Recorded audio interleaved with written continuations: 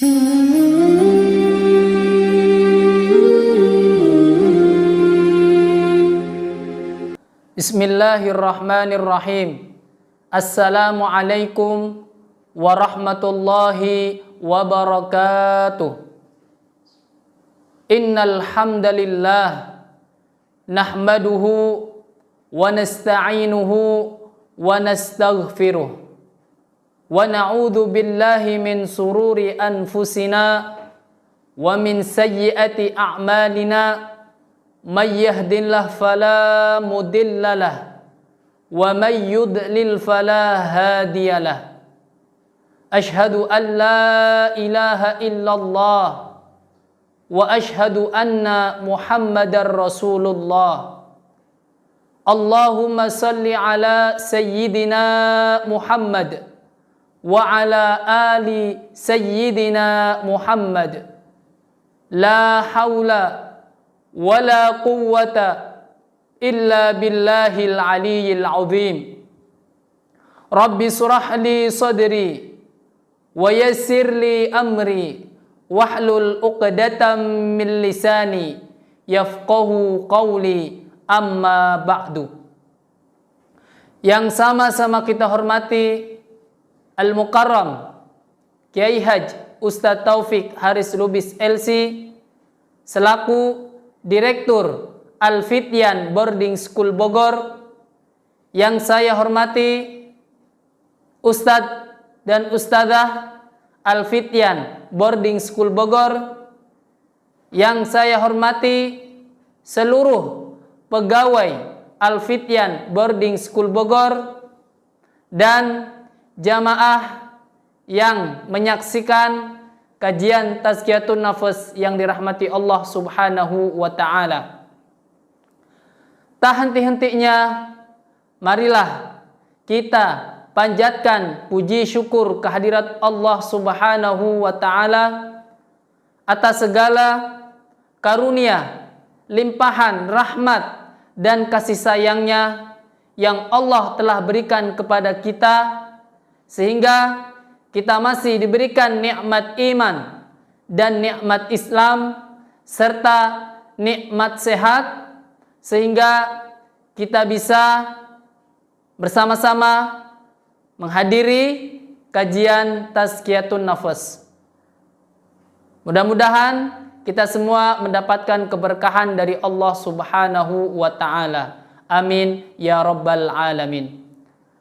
Dan tak lupa pula salawat teriring salam semoga tetap tercurah limpahkan kepada junjungan kita dan panutan kita, qudwah kita, yakni habibana wa nabiyyana Muhammad sallallahu alaihi wasallam. Karena beliaulah yang telah membawa kebenaran ajaran-ajaran Islam hingga saat ini. Dan mudah-mudahan kita selaku umatnya senantiasa mendapatkan syafaat di yaumil akhir kelak. Amin ya rabbal alamin.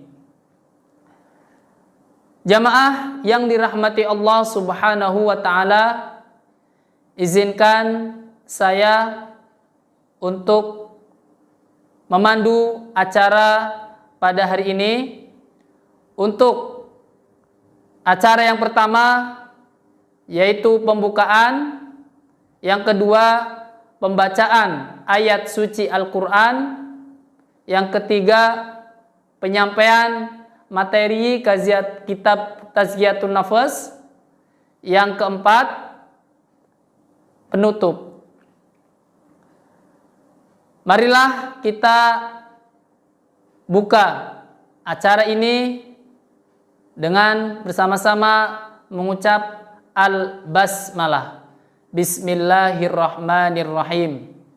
Untuk yang selanjutnya, pembacaan ayat suci Al-Quran yang akan dibacakan oleh Ustadz Rezi Mardotillah. Kepada Ustadz Rezi, waktu dan tempat kami persilahkan.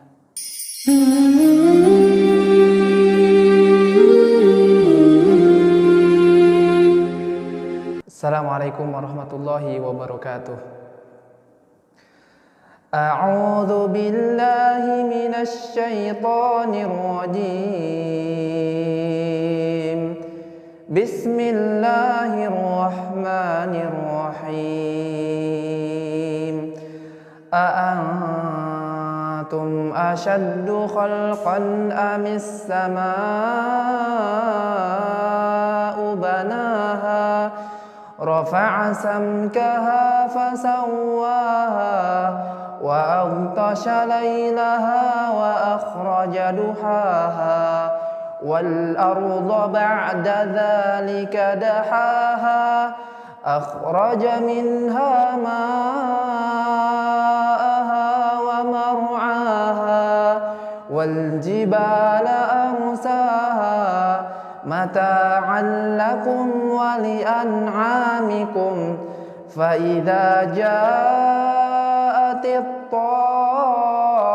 tammatul kubra yawma yatadhakkarul insanu ma sa'a wa burrizatil jahimu liman yara fa amma man tagha wa atharal hayatad dunya fa innal jahima hiyal ma'wa wa amma man khafa maqama rabbih wa nahan nafsa 'anil hawa fa innal jannata hiyal ma'wa yas'alunaka 'anis sa'ati ayyana mursaha fima anta min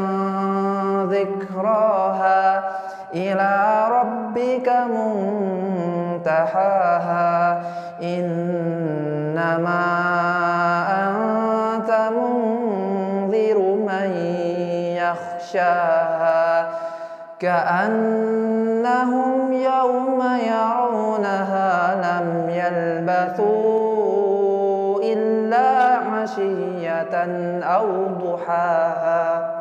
Sadaqallahul azim. Assalamualaikum warahmatullahi wabarakatuh.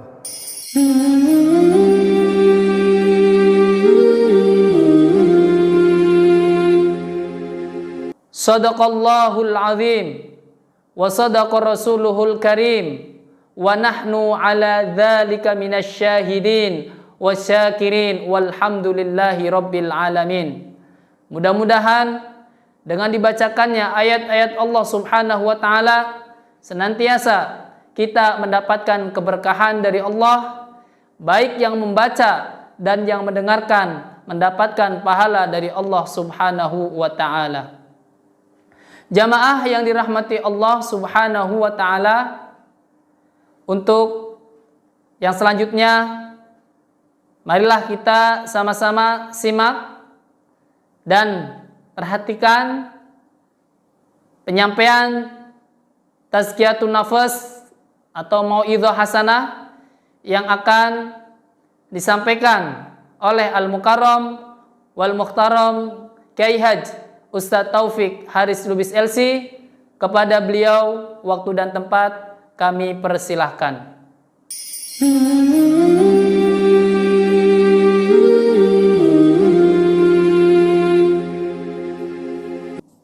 Assalamualaikum warahmatullahi wabarakatuh.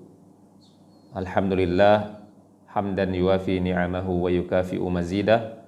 Wassalatu wassalamu ala asyrafil anbiya'i wal mursalin Sayyidina wa maulana Muhammad wa ala alihi wa sahbihi wa man tabi'ah. Amma ba'du. Seluruh pegawai ABSB, seluruh pemirsa, seluruh jamaah yang mengikuti kegiatan kajian tazkiyatun nafsi, insyaallah di hari yang berbahagia ini kita kembali melanjutkan kajian tazkiyatun nafsi, masih meneruskan menyambung hadis yang sudah disampaikan ya sebelumnya tentang ada 3 hal ya yang dapat ya membinasakan diri ya. Sebagaimana yang sudah dibacakan sebelumnya, hadis itu bersumber dari seorang sahabat Nabi, Anas bin Malik radhiyallahu anhu. Beliau menyampaikan tentang apa yang dia dapatkan dari Rasulullah sallallahu alaihi wasallam, yaitu salasun muhlikatun. Ya, Rasulullah sallallahu alaihi wasallam pernah menyampaikan salasun muhlikatun. Ada tiga hal yang membinasakan ya seseorang itu. Ya. Yang pertama adalah syuhun muta'. Ya, ini sudah dibahas sebelumnya, yaitu syuhun muta' artinya adalah sifat kikir. Ya, sifat kikir ini syuh lebih dalam maknanya dibandingkan dengan bakhil. Ya, jadi bakhil yang paling berat, ya bakhil ya yang paling tinggi tingkatannya, atau bakhil ya yang nomor satunya, ya atau kita bilang ya sebakhil-bakhil seseorang, ya itu disebut namanya syuh ya. Tapi syuh ini juga seperti yang sudah disampaikan definisinya sebelumnya, yaitu tidak hanya berkaitan dengan harta ya. Syuh ini maknanya lebih umum ya, lebih luas dibandingkan dengan ya al-bukhl. Ya, adapun syuh ini ya maknanya sebagaimana yang sudah ya disimpulkan ya oleh para ulama, ya sesungguhnya as-syuh itu ya adalah al-bukhlu bi kulli birrin, ya sifat kikir ya terhadap sesuatu, segala sesuatu yang baik, ya wa ma'rufin malan au ghairahu, baik itu harta maupun yang bukan harta, ya menahan diri ya tidak melakukan kebaikan, baik itu yang berbentuk harta atau yang bukan harta, baik itu yang berada di tangannya sendiri, ya harta itu atau kebaikan itu ada di dirinya sendiri atau di diri orang lain, itu disebut namanya syuh. Jadi intinya syuh itu adalah ya sifat kikir, ya sifat yang sangat bakhil, ya yang menahan seseorang tersebut tidak mau mengorbankannya, ya apakah itu mengorbankan harta, mengorbankan kebaikan baik di dirinya maupun di diri orang lain, yaitu disebut namanya syuh. Kemudian ada kalimat di dalam hadis ini juga syuhun muta'. Ya, apa arti syuhun muta'? Muta' itu artinya adalah ditaati. Berarti ya sifat kikir ini ya sudah menjadikan orang tersebut menjadi yang mengarahkan dirinya, ya. Jadi sifat syuh ini atau sifat kikir ini, sifat bakhil yang luar biasa ini bisa menjadikan seseorang itu budak atau tertawan. Ya, muta' itu artinya maksudnya ditaati. Maksudnya apa? Jadi sifat kikir itu sudah menjadikan dirinya terperdaya, ya, menjadi budak. Ya, itulah maksud daripada kalimat syuhun muta'.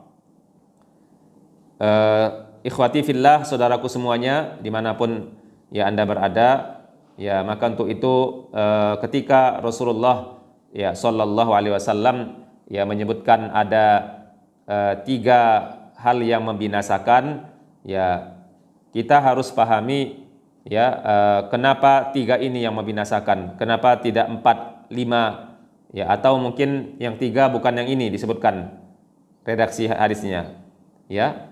Ini menunjukkan bahwa seorang muslim hati-hati dengan 3 sifat ini, ya, karena ini akan menghancurkan diri kita sendiri, karena ini aib diri. Ya, aib diri yang paling dahsyat, ya, yang paling banyak mempengaruhi adalah 3 macam. Ya, walaupun ada lagi misalnya sifat-sifat aib, ya, yang nggak boleh dilakukan, yang nggak boleh dimiliki seorang muslim, ya, tapi tidak termasuk 3 kategori ini. Kenapa? Karena dengan 3 ini nanti akan memunculkan sifat yang lainnya. Ketika, ya, seseorang, ya, na'udzubillah, ya, memiliki sifat yang 3 ini atau salah satunya, itu akan, ya, menyebabkan, ya, seseorang tersebut akan terpengaruh dan menjadi orang-orang yang bisa melakukan sifat yang lain, sifat jelek yang lainnya. Jadi 3 ini bisa menjadi penyebab dia menjadi ya, aib diri kita, na'udzubillah, ya, aib diri yang tidak boleh terus-menerus ada di diri kita itu, karena dia akan menyebabkan kerusakan, ya, kekotoran, ya, diri kita yang lainnya. Nah, inilah perlunya kita belajar, ya, mempelajari hadis seperti ini, ya, agar 3 hal ini jangan sampai ada di diri kita. Jika pun ada, kita berusaha untuk memperbaikinya. Baik, para pemirsa jamaah yang dirahmati Allah Subhanahu wa taala, masuklah kita kepada pembahasan, ya, yang baru, ya, yaitu 2 sifat yang belum disebutkan, yaitu yang kedua adalah wahawan muttaba. Ya, wahawan muttaba. Sifat yang kedua yang membinasakan, ya, diri seseorang itu, sifat yang kedua adalah disebut namanya hawan muttaba. Ya, apa arti hawa? Hawa itu artinya adalah nafsu, ya, atau keinginan seseorang untuk mengikuti kemauan dirinya. Ya, itu disebut namanya hawa. Hawa muttaba. Apa arti muttaba? Muttaba itu artinya, ya, diikutinya, ya, diikutinya apa yang diinginkan oleh kemauan dirinya. Ini yang disebut namanya, ya, al-hawa muttaba. Ya, jadi apa yang diinginkan oleh nafsunya itu, ya, diikutinya, ya, diikutinya. Apa yang disukai oleh nafsunya, yaitu diikutinya. Ya, ini disebut namanya hawan muttaba.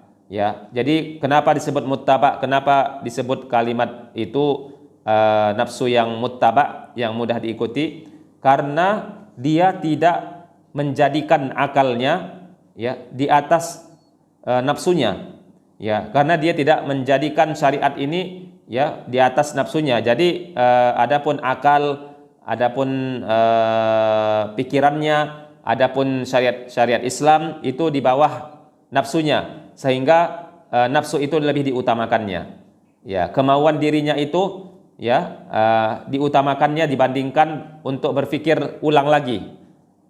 Berpikir ulang atau menggunakan akalnya yang sehat, menggunakan akalnya yang betul-betul arif dan bijak, ya, atau dia misalnya mengembalikan ini kepada syariat Islam, boleh atau enggak, ya, sehingga dia, ya, tidak memperdulikan itu, makanya di sini disebut namanya muttaba. Ya, jadi nafsunya itu, ya, hawa nafsunya itu yang mengikuti dirinya, ya, seperti itu.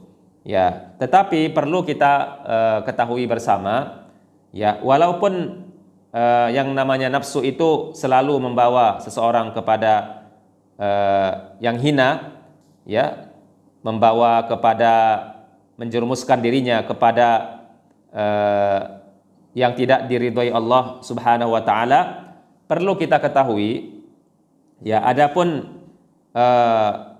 mengikuti nafsu itu, ya, tidaklah semuanya disebut, kalau disebut kata-kata dalam Islam, ya, kalau misalnya kita mengikuti kemauan diri, ya, kita mengikuti keinginan diri itu, ya, keinginan nafsu. Nafsu itu kan artinya diri, ya. Ya, walaupun dalam bahasa Indonesia mungkin nafsu itu bisa diartikan dengan yang lainnya, tapi sebenarnya kalau diartikan secara bahasa, nafsu itu artinya adalah diri.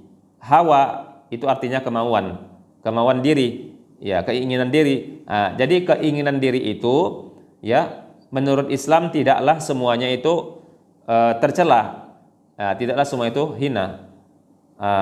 Walaupun, ya, memang secara dominan seluruh kemauan diri ini suka kepada yang dilarang oleh agama misalnya, atau terhina, tapi kita juga harus mengatakan ada juga kemauan diri atau nafsu itu yang dibolehkan dalam agama. Nanti saya sebutkan.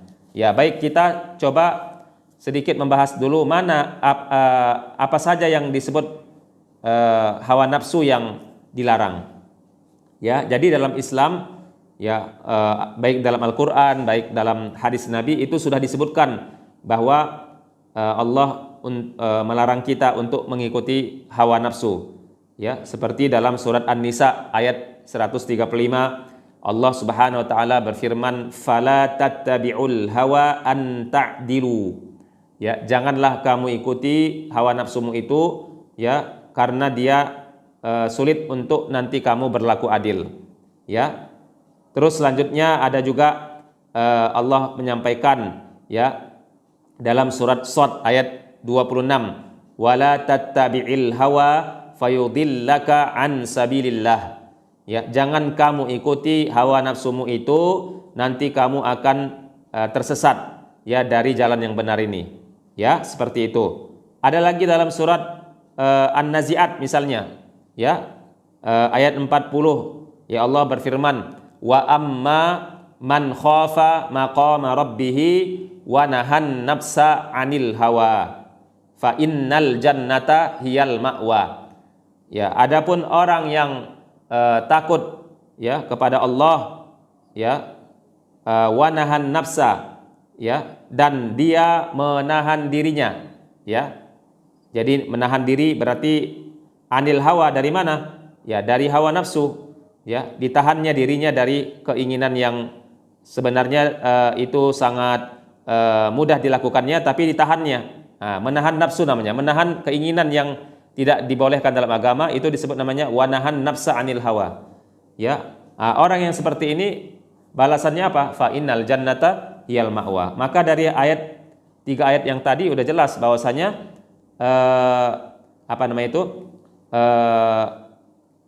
mengikuti nafsu, ya, mengikuti hawa nafsu, mengikuti keinginan diri, ya, itu dalam Islam, ya, tidak dibolehkan atau tercela.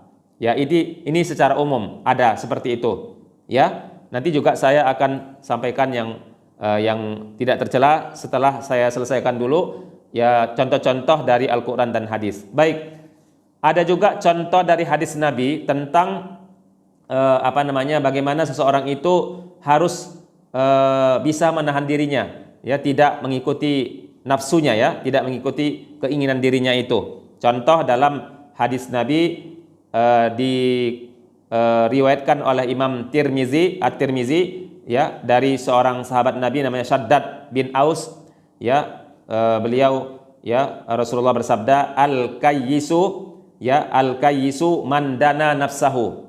Ya, orang yang cerdas, ya, orang yang kuat, ya, orang yang tegas, orang yang kuat, ya, orang yang hebat, itu kata Nabi man dana nafsahu. Ya, orang yang kuat itu seharusnya, ya, mampu untuk mengendalikan dirinya. Ya, itulah pemahaman yang benar, ya, sehingga seseorang itu, ya, tidak harus misalnya mengikuti terus-menerus, ya, nafsunya, ya, karena di sini Nabi sudah mengatakan al-kayyisu, orang yang hebat itu sebenarnya yang mampu, ya, untuk mengendalikan dirinya, ya, mampu untuk, ya, menahan dirinya dari sesuatu yang dia inginkan. Ya, terus apa lagi? Wa amila lima ba'dal maut.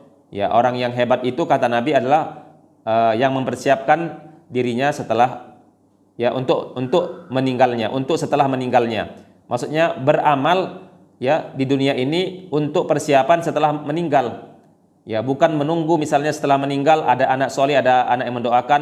Ya, bukan itu, bukan begitu. Seharusnya ketika ada kesempatan beramallah lima ba'dal mauti, untuk mempersiapkan yang setelah kita wafat. Jadi sudah ada yang kita ya persembahkan ya kepada Allah Subhanahu wa taala. Ya. Wal ajizu, ini penjelasan ya, penyempurna dari hadis yang tadi. Wal ajizu, adapun hamba yang lemah, hamba yang tidak hebat itu yaitu man attaba'a ya nafsahu, yang suka mengikuti nafsunya. Ya. Man attaba'a nafsahu hawaha.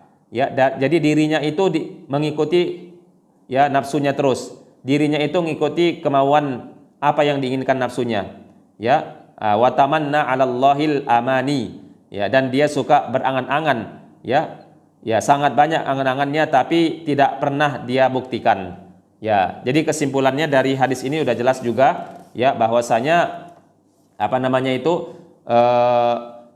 nafsu itu atau keinginan diri itu memang pada intinya ya secara umum ya mengikuti terus nafsu ya itu dilarang atau tercela ya, atau terhina dalam Islam. Ya, dalam pandangan Islam itu disebut ya mazmum ya, atau terhina. Tetapi ya kita juga harus tahu ya bahwasanya nafsu itu ada juga, atau keinginan diri itu ada juga yang bagus. Ya, ada yang terpuji dalam Islam. Ya, kenapa terpuji? Harus kita ingat syarat dia terpuji nafsu itu. Syarat dia keinginan diri hawa nafsu itu terpuji, syaratnya adalah harus sesuai dengan syariat Islam. Ya, harus sesuai muwafiq ya li syar'illah, harus sesuai dengan ya syariat Allah. Ya, harus sesuai dengan apa yang Allah syariatkan. Ya, misalnya seseorang itu ya ingin makan yang enak, silakan makan yang enak.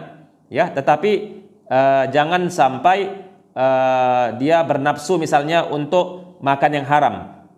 Itu udah ada ketentuannya. Ya, banyak ya macam-macam yang telah Allah bolehkan dalam agama ini. Ya, jadi di dunia ini bukan semuanya terlarang. Ya, di dunia ini kita bukan terlarang. Tidak ada yang tidak semuanya dilarang oleh Allah. Ada yang dibolehkan, ada yang dilarang. Itulah namanya syariat. Ya, untuk apa Allah Subhanahu wa taala menetapkan syariat? Ya, untuk kita ikuti. Ya, karena kita ini hamba Allah. Ya, kita sudah mengatakan kita muslim. Ya, muslim itu artinya apa? Menyerah artinya. Ya, menyerah. Menyerah apa? Menyerah terhadap apa yang telah Allah tetapkan. Ya, kalau kita tidak melaksanakan apa yang Allah tetapkan, ya sudah ada batasan-batasannya, ya maka itu orang adalah belum sempurna. Ya, belum sempurna orang tersebut menjadi hamba Allah. Jadi kalau mau ingin menjadi hamba Allah yang sempurna, ya maka kita harus sempurnalah untuk ya menjalankan batasan-batasan yang telah Allah tetapkan itu, mana yang boleh, mana yang haram, ya itu semua ya sudah Allah tetapkan. Ya, kemudian termasuk juga di dalam syariat ini ya selain dalam Al-Quran juga apa yang sudah ditetapkan oleh Rasulullah. Ya, petunjuk-petunjuk ya dari Rasulullah itu harus kita ketahui. Jika kita ya melaksanakan ini, insya Allah ya kita akan terpuji ya di hadapan Allah Subhanahu wa taala. Artinya apa yang kita ikuti, keinginan diri kita itu selama dia ya dibolehkan dalam syariat Islam, ya insya Allah itu disebut namanya nafsu ya yang terpuji ya, atau dalam Al-Quran disebutkan juga namanya nafsul mutmainnah ya, hawanya itu atau keinginannya itu keinginan yang diiringi, dibungkusi ya dengan aturan-aturan Allah. Ya, jadi boleh seseorang misalnya ingin pergi. Ya, ini contoh kita sebutkan. Yang namanya manusia ya itu pasti suka namanya jalan-jalan. ya pergi-pergi kemana-mana. Itu bagian daripada fitrah manusia, ya supaya apa? Ya misalnya supaya menghilangkan stres, ya sampai Imam Syafi'i radhiyallahu anhu pernah ya menyebutkan dalam syairnya bahwasanya di antara faedah pergi-pergi itu ya ada 5, ya. Yang pertama tafarruju hammin, ya tagharrab fil autani fi talabil ula wasafir fa fil asfari ya khamsu fawaid. Ya, ada 5 faedah seseorang itu jika ingin pergi-pergi atau safar, ya. Tapi safar ini tentunya nanti safar yang diterima atau safar yang mulia dalam Islam. Nanti saya sebutkan, ya. Terus apa kata Imam Syafi'i? 5 faedah itu tafarruju hammin, yang pertama menghilangkan stres, ya, menghilangkan kegelisahan. Ya, tafarruju hammin. Jadi kalau kita stres, ya boleh saja kita itu keluar dari rumah dalam 2 jam, 1 jam, 3 jam. Ya, atau misalnya kita pergi bersama keluarga, ya seperti itu. Ya, terus kita misalnya bisa juga, ya ada lagi safar yang paling baik, ya safar dengan umroh itu ya pasti paling afdol, paling mulia. Ya, terus apalagi Imam Syafi'i mengatakan tafarruju hammin waqtisabu ma'isyatin, bahkan kalau orang banyak pergi-pergi itu ada peluang untuk pengembangan ekonominya, ya, pengembangan usahanya, karena semakin banyak teman semakin banyak ya relasinya, ya waqtisabu ma'isyatin. Kemudian apalagi wa ilmun, ya, dan dia dapat ilmu. Yang ketiga, terus yang keempat adalah wa adabun, ya mendapatkan adab-adab, ya berinteraksi, ya mendapatkan pengalaman, ya kultur, ya dimanapun dia berada. Ya, terus apalagi yang kelima adalah ya wa suhbatu majidi, yaitu ya dia mendapatkan pasti banyak teman. Ya, terus yang menjadi pembahasan yang ingin saya sampaikan adalah untuk kita ketahui kalau kita ingin safar atau rihlah, seperti apa rihlah safar yang dianggap terpuji. Karena tadi kita sudah mengatakan di awal bahwasanya ini contoh, ya, contoh seseorang itu menginginkan ingin menyalurkan, ingin mau mengikuti keinginan dirinya, ya ingin mau mengikuti hawa nafsunya. Itu dibolehkan dalam Islam, seperti misalnya hawa nafsu untuk pergi-pergi. Terus supaya dia sesuai dengan syariat Islam, maka pergi-pergi yang mana yang dibolehkan? Pergi-pergi yang dibolehkan adalah pergi untuk dalam ketaatan. Contohnya seperti umroh, ya. Pergi-pergi misalnya mengunjungi saudaranya. Pergi-pergi untuk melihat misalnya pemandangan, melihat misalnya ciptaan Allah Subhanahu wa taala, menikmati alam semesta ini. Itu namanya termasuk ya pergi-pergi yang dibolehkan. Apalagi di sana ada kegiatan acara-acara yang Islami, ya, itu lebih bagus lagi diisi, ya. Tapi pergi-pergi yang lain ada juga yang mengikuti hawa nafsu tapi perginya ke tempat maksiat. Itu diantaranya. Jadi bisa jadi pergi-pergi itu halal dan haram. Ya, bisa jadi pergi-pergi itu ya rihlah ataupun ya keluar namanya, ya itu adalah haram atau halal, tergantung ya bagaimana dia menyikapinya. Maka kalau dia sesuai dengan syariat Islam, ya itu dianggap namanya mengikuti hawa nafsu yang dibolehkan, yang terpuji. Tapi kalau dia mengikuti ya hawa nafsunya seperti tadi yang saya sampaikan, perginya adalah ya ke tempat yang haram, ya ke diskotik misalnya, nauzubillah, pergi ke tempat di sana ada orang misalnya perzinahan, nauzubillah, perjudian, nauzubillah, ya dan seterusnya, ya seperti itu. Jadi itu namanya nafsu, itu namanya hawa nafsu yang dilarang oleh agama, ya. Bahkan ya dalam hadis Nabi, ya ada juga Nabi Muhammad SAW ya menjelaskan tentang mengikuti hawa nafsu yang dibolehkan ini. Ada dalilnya, ada contohnya dari hadis Nabi. Hadis ini disebutkan oleh Al-Imam As-Suyuti ya dalam kitabnya Ad-Durrul Mansur ya fi tafsir bil Ma'sur ya, hadis Ibnu Umar ya mengatakan begini, la yastakmila mu'minun imanahu hatta yakuna hawahu taba'an lima ji'tukum bihi. Seseorang mukmin itu tidak akan sempurna imannya ya kecuali jika dia mengikuti ya hawa nafsunya, tetapi hawa nafsu ini kata Nabi lima ji'tukum bihi ya, tetapi hawa nafsu ini dibungkus atau mengikuti ya atau sesuai ya dengan apa yang sudah ya ku arahkan dan ku bimbing atau petunjuk Nabi. Itu jadi syaratnya seperti itu. Jadi tidaklah semua mengikuti hawa nafsu itu tercela, tetapi secara umum memang pasti, memang secara umum ya mengikuti hawa nafsu itu adalah sesuatu yang tidak dibolehkan dalam agama. Jamaah yang dirahmati Allah Subhanahu wa taala, ya maka mari kita sempurnakan untuk memahami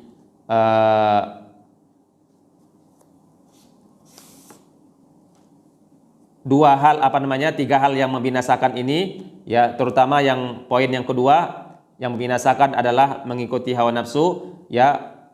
Bagaimana seseorang itu ya bisa mengetahui ya dia sudah terjerumus gitu ya dengan hawa nafsunya ya, apa saja faktor-faktornya ya, apa saja motif-motifnya yang bisa menjatuhkan seseorang itu ya kepada hawa nafsunya ya, kepada hawa nafsu, tentunya hawa nafsu yang tidak yang tidak berdasarkan syariat Islam ya. Dia ngikuti terus ya hawa nafsunya, tapi dia nggak tahu ya bahwa itu adalah terlarang ya, seperti itu. Yang pertama ya, faktor yang membuat seseorang itu ya mengikuti ya nafsunya ya sehingga dia menjadi orang yang binasa ya. Yang pertama adalah adamut ta'wid ala dhabtil hawa munzus sighar ya. Ini juga sebenarnya sesuatu yang harus kita renungkan bersama-sama. Ternyata ya perkembangan pertama manusia itu yang paling penting adalah ya pada saat dia dididik oleh orang tuanya dan di mana dia tinggal, di lingkungan mana. Sesungguhnya manusia itu ya dimanapun dia berada ya, dua orang tua itu adalah faktor utama yang menentukan seseorang itu baik atau tidaknya. Walaupun ya setelah dia dewasa ya dia boleh juga untuk memperbaiki diri, karena Allah tidak membatasi usia manusia itu, misalnya setelah dewasa tidak bisa lagi berubah. Insya Allah bisa berubah ya. Jangan bilang tabiat itu misalnya nggak bisa berubah sama sekali, yaitu sesuatu yang tidak boleh diyakini ya. Dalam Islam tabiat itu sejelek apapun bisa berubah, asal dia ingin melatih dirinya ya. Dia harus kerja keras ya, berjihad untuk merubahnya, itu bisa ya. Walaupun untuk memudahkan diri menjadi lebih baik itu ya memang faktornya faktor lingkungan atau faktor keluarga yang mendidiknya ya. Makanya ya yang poin pertama yang membuat orang itu mudah untuk terjerumus ya kepada hawa nafsu yang tercela itu karena di waktu kecil itu tidak dibiasakan untuk mengendalikan diri ya. Dibebaskan saja gitu ya, dibebaskan saja oleh orang tuanya ya atau oleh siapapun yang mendidiknya ya untuk mencintai atau untuk mengikuti nafsunya itu ya, sehingga tidak ada di situ misalnya kalimat-kalimat larangan-larangan ya, semuanya boleh ya. Sebenarnya dalam Islam ya perlu kita ketahui ya, kalimat negatif ya, kalimat negatif atau kalimat yang mengarahkan seseorang itu tidak melakukan ya larangan namanya. Dalam Islam itu tidaklah disebut kalimat-kalimat yang tidak mendidik. Karena dalam Al-Qur'an juga Allah selalu ada kalimat perintah dan larangan. Ya, jadi kalimat larangan atau kalimat negatif ya itu tidaklah dianggap semuanya itu merusak dalam mendidik ya, atau dianggap doktrin ya, seperti itu. Tidak ya, karena dalam Islam ya ada saatnya Allah juga memerintahkan dan melarang ya. Bahkan kalimat-kalimat Rasulullah juga ada kalimat yang menunjukkan negatif juga ya, begitu. Jadi Islam itu harus kita pahami ya dengan sempurna ya, bahwa Islam itu mengajarkan keseimbangan ya. Tidaklah seseorang itu harus memahami ketika mendidik anak harus kalimatnya itu misalnya positif semuanya kan. Tidak seperti itu. Ada saatnya seseorang itu harus menggunakan kalimat negatif. Lihat aja misalnya Luqman wa iz qala Luqmanu libnihi ya wa huwa ya'izuhu ya bunayya la tusyrik billah.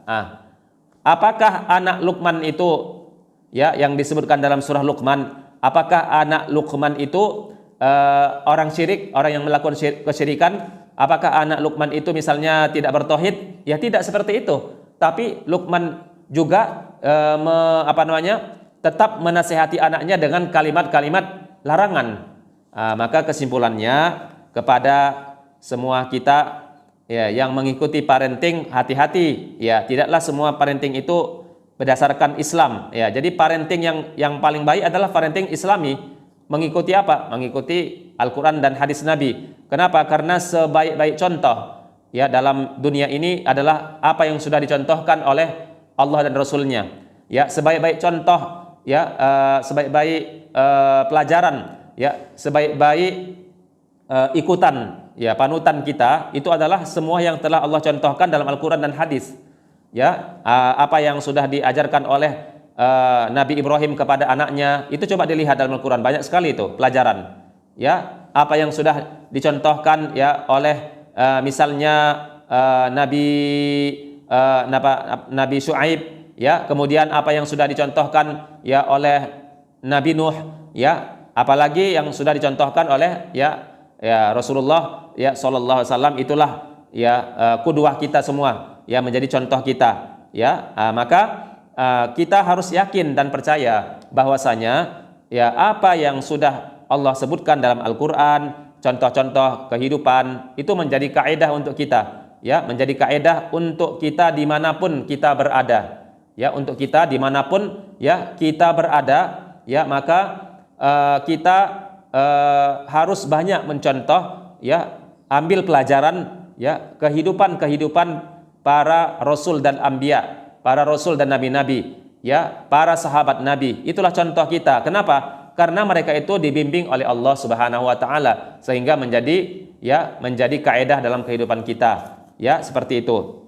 Maka untuk itu yang pertama yang harus kita pahami ya, mengikuti hawa ini di antara penyebabnya memang karena waktu kecil ya, di waktu kecil atau pada masa-masa pertumbuhan pertama, namanya an-nas'atul ula ya, pada tumbuh yang pertama ya. Siapa yang mendidiknya ya, bagaimana cara mendidiknya, di mana lingkungannya dan seterusnya ya.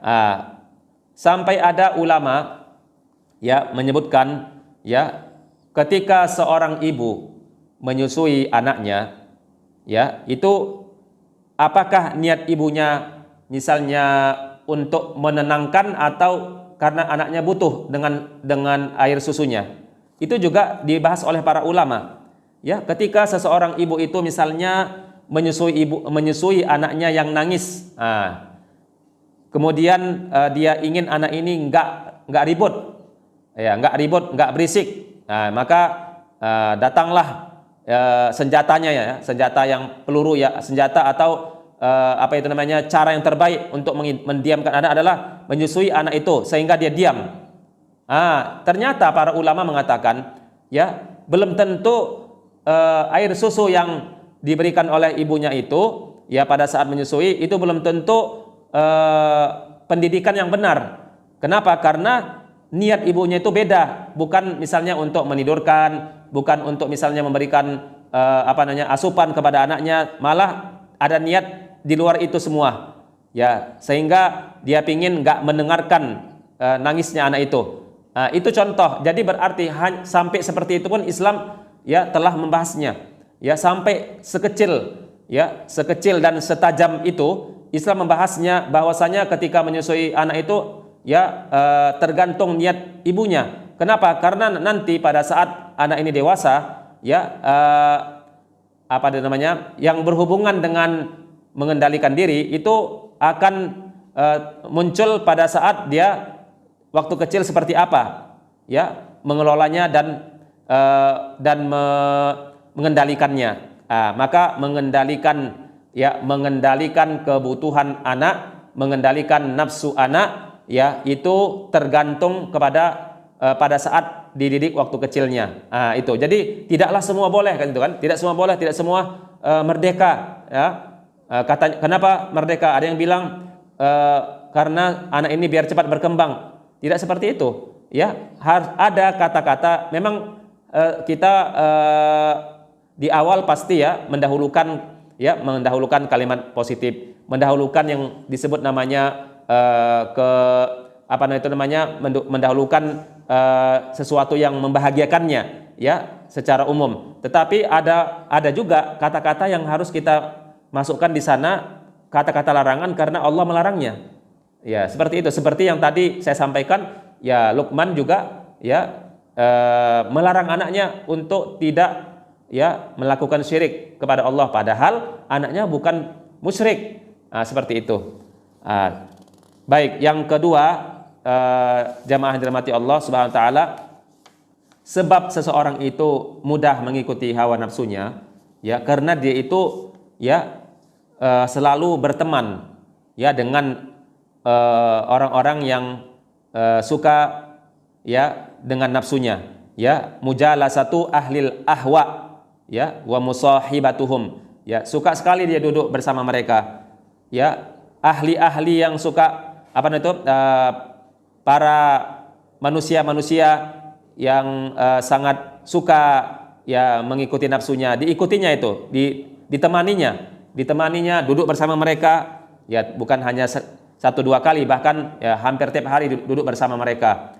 Itulah sebabnya makanya Islam itu tidak boleh ya tidak menganjurkan ya, melarang kita ya jangan suka duduk ya bersama orang-orang yang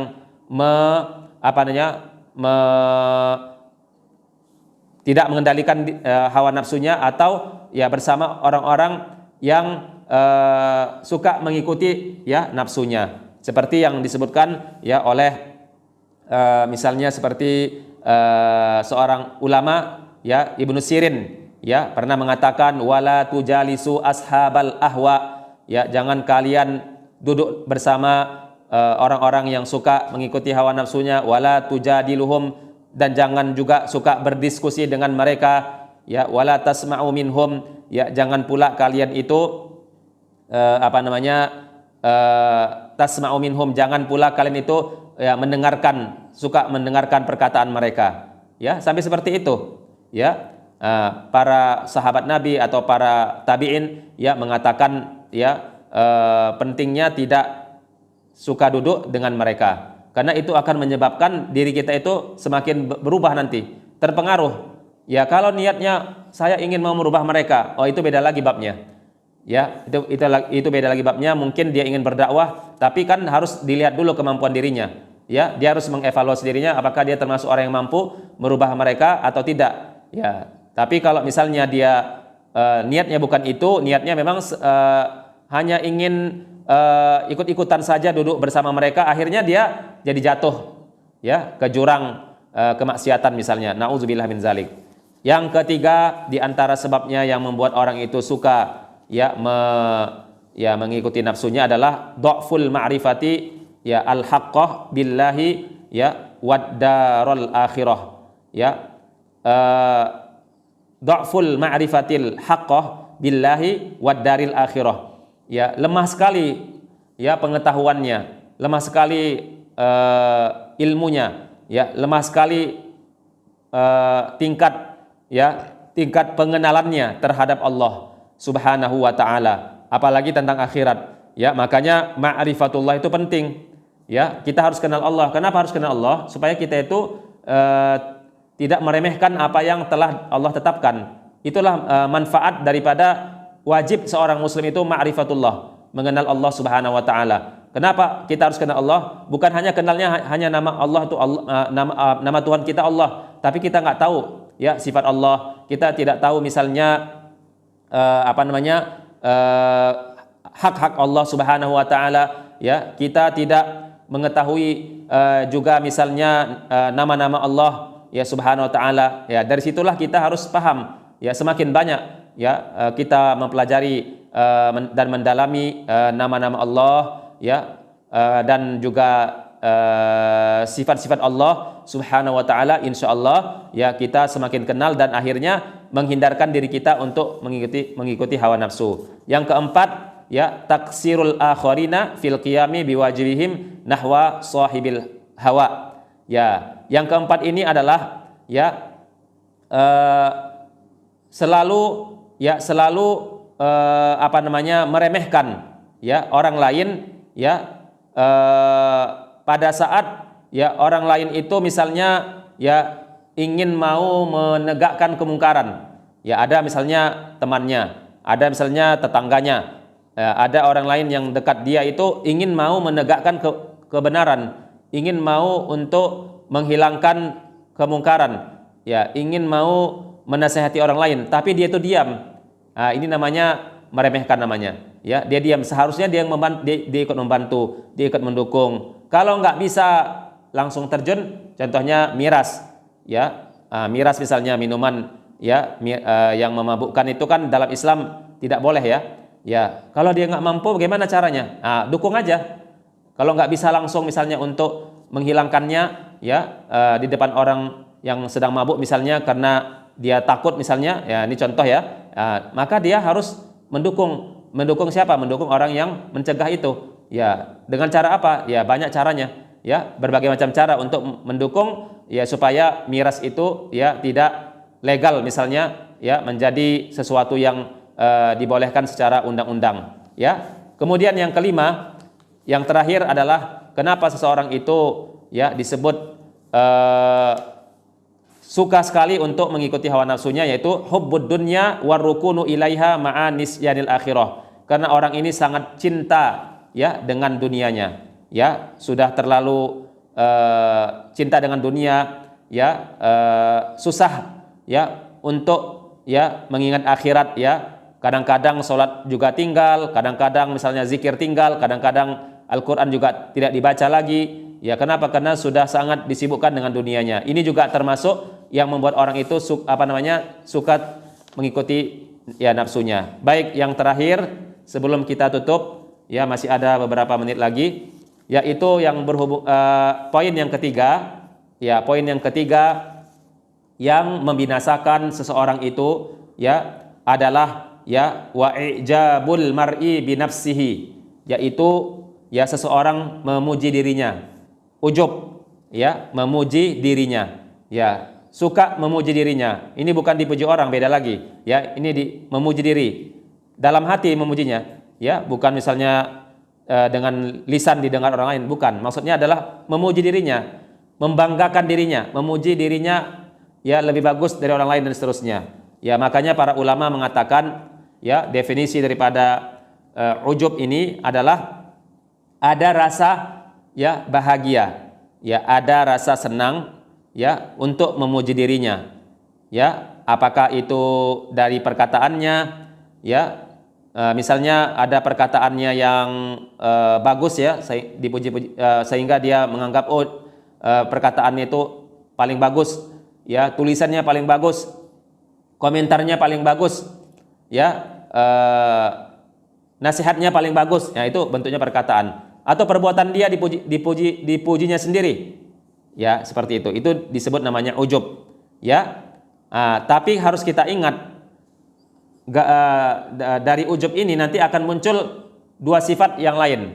Ya, kenapa? Karena ujub ini termasuk inti permasalahan. Seperti tadi yang saya sampaikan di awal bahwa tiga hal yang membinasakan ini adalah tiga sifat ya yang banyak mempengaruhi ya kehancuran diri seseorang, yang banyak mempengaruhi seseorang itu semakin kotor dirinya, ya semakin banyak muncul ya sifat-sifat yang jelek yang lainnya. Kenapa? Karena ini kuncinya di sini, ya. Karena di sini adalah faktor utamanya, ya. Akar permasalahannya ada di sini, ada di tiga sifat ini, ya. Mulai dari syuhun muta', mulai dari yang kedua hawan muttaba', yang terakhir adalah wa'ijabul mar'i binafsihi, ya, yaitu seseorang ya suka memuji ya terhadap kelebihan dirinya, apakah bentuknya perkataan atau perbuatannya. Perlu kita ingat ya, para ulama pernah menyebutkan bahwasanya ketika seseorang itu sudah selalu memuji dirinya atau ujub namanya, ya, ujub terhadap dirinya, nanti akan muncul dua sifat. Ya, sifat yang pertama ya yaitu ya sifat ghurur namanya. Ya, kapan seseorang itu disebut sifat ghurur? Ya, kalau seseorang itu ya setelah dia memuji dirinya, terus dia itu meremehkan ada rasa. Jadi kalau sekedar memuji diri tanpa ada memikirkan orang lain, tanpa memikirkan kelebihan orang lain, itu masih disebut namanya ujub.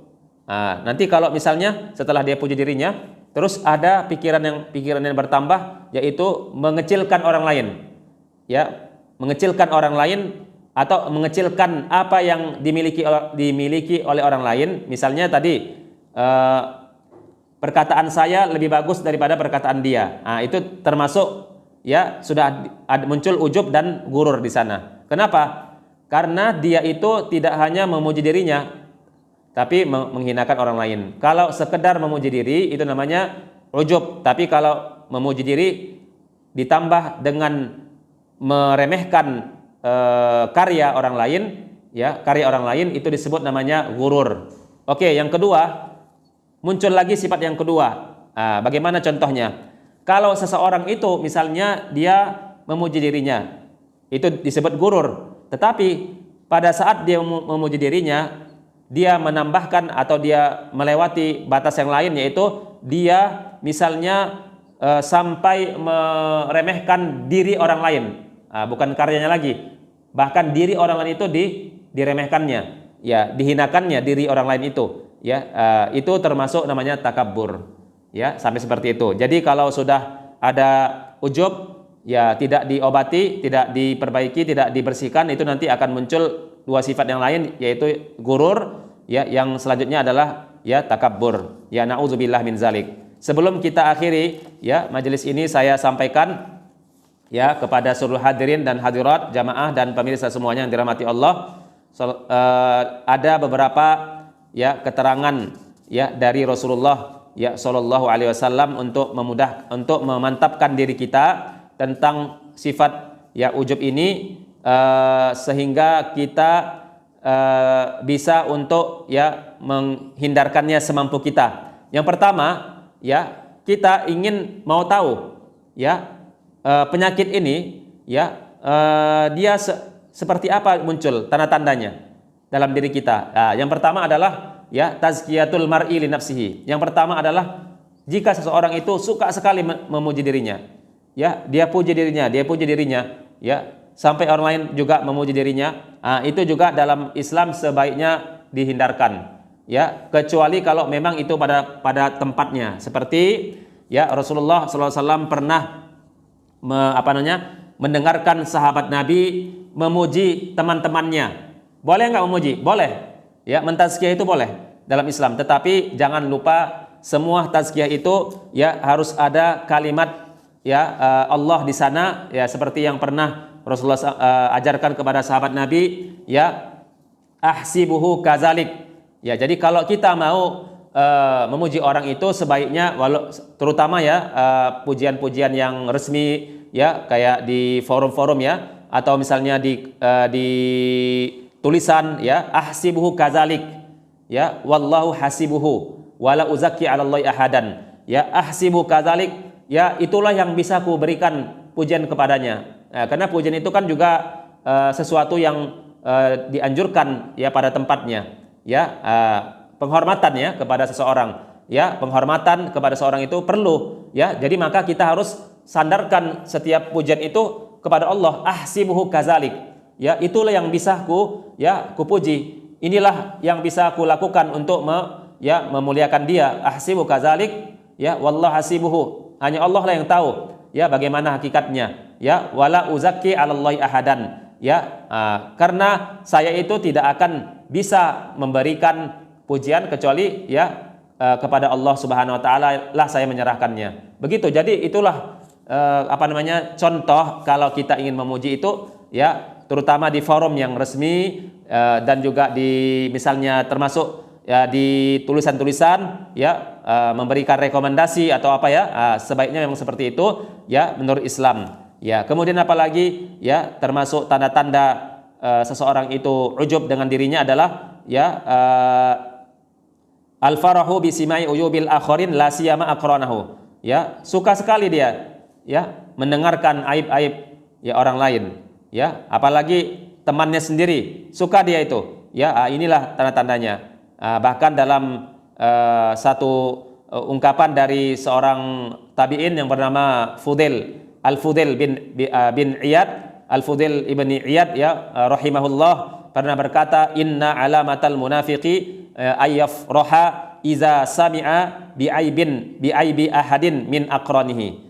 Ya, ketahuilah bahwasanya tanda-tanda orang itu disebut munafik kalau dia senang ya, dia senang untuk mendengarkan aib ya salah seorang dari kawannya ya. Pokoknya dibongkar-bongkarnya itu ya, dibongkar-bongkarnya ya, dikorek-koreknya sampai ya, pokoknya biar orang itu jatuh ya, sampai seperti itu. Inilah ya yang harus ya kita hindarkan ya, agar seseorang mampu untuk menjaga dirinya tidak ujub. Yang terakhir, tanda yang ketiga supaya kita tahu bagaimana untuk ya mendiagnosa lah yang namanya penyakit ini. Yang ketiga adalah al-isti'sa 'alan nasihah. Enggak mau dinasihati. Ya, enggak mau dinasihati, lari, ya, pergi, ya, atau menutup diri, ya, enggak mau menerima nasihat. Jadi kalau seseorang itu ya sudah mau menerima nasihat, walaupun nasihat itu datang dari orang yang di bawah dia secara derajat ya dunia ini misalnya ya, maka itulah orang-orang yang ya mampu untuk mengendalikan dirinya ya, terutama untuk ya ujub ya kepada dirinya. Ya, demikian kajian ini yang dapat ya kami sampaikan. Ya, semoga Allah Subhanahu wa taala ya melindungi kita ya, dan memberikan kita kemudahan untuk ya selalu berada dalam posisi yang benar ya, berada dalam syariat Islam ya, selalu menjadi orang-orang yang membersihkan diri ya. Qad aflaha man tazakka ya, sebagaimana yang disebutkan oleh Allah, qad aflaha man tazakka ya, itu sudah menjadi menjadi bukti bahwasanya wajib kita itu untuk membersihkan diri ya. Qad aflaha, sungguh sangat bahagia dan beruntung kata Allah, man tazakka ya, orang yang selalu ya membersihkan dirinya. Jadi membersihkan diri itu juga perlu proses ya, tidak semua orang itu lahir dalam kondisi ya fitrah dan terus menjadi bersih, tidak. Tapi kadang-kadang ya orang tuanya nauzubillah ya, atau misalnya lingkungannya atau pendidikannya bisa mempengaruhi dirinya. Maka ketika kita sadar bahwa kita ini salah, kita harus memperbaiki. Bahkan kalau seandainya pun kita belum sukses ya untuk memperbaiki diri sebelum meninggal, kita sudah punya niat, Allah akan memaafkannya. Allah akan mengampunkan ya dosa-dosanya insyaallah taala. Mari kita berdoa semoga Allah Subhanahu wa taala membersihkan diri kita dan menjadikan kita orang-orang yang senantiasa berada dalam lindungan Allah Subhanahu wa taala. Allahumma qasim lana min khasyatika ma tahulu bihi bainana wa baina ma'siyatik, wa min ta'atika ma tuballighuna bihi jannatak wa minal yaqini ma tuhawwinu alaina masaibad dunya. Allahumma matti'na bi asma'ina wa absarina wa quwwatina ma ahyaitana waj'alhul warisa minna waj'al sa'rana ala man zalamana wansurna ala man adana wala taj'al musibatana fi dinina wala taj'alid dunya akbar hammina wala mablagha ilmina wala tusallit alaina man la yarhamuna.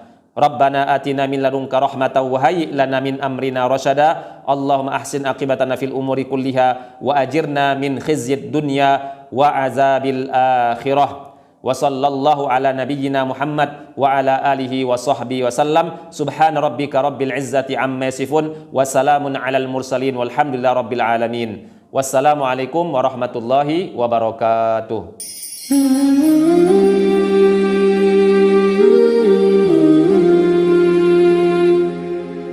Jazakumullah khairan kasiran kepada Al-Mukarram Kiai Haji Ustadz Taufik Haris Lubis LC yang sudah menjelaskan materi tentang kitab Tazkiyatun Nafas. Mudah-mudahan kita semuanya bisa mengaplikasikan dalam kehidupan sehari-hari. Jamaah yang dirahmati Allah Subhanahu wa taala, bagi jamaah yang ingin bertanya, silakan SMS ke nomor 0819 06 36 2855. Saya ulang lagi, bagi jamaah yang ingin bertanya, silakan SMS ke nomor 0819 06 36 2855. Jazakumullah khairan kasiran. Alhamdulillah, acara kitab Tazkiyatun Nafas selesai dan saya selaku moderator atau MC mohon maaf jika ada tutur kata yang tidak berkenan, dan marilah kita sama-sama tutup kajian ini dengan mengucap alhamdulillah dan doa kafaratul majlis. Alhamdulillahi rabbil alamin, subhanakallahumma wa bihamdika asyhadu an la ilaha illa anta astaghfiruka wa atubu ilaik. Syukran kasiran ala ihtimamikum, wabillahi taufik wal hidayah. Wassalamualaikum warahmatullahi wabarakatuh.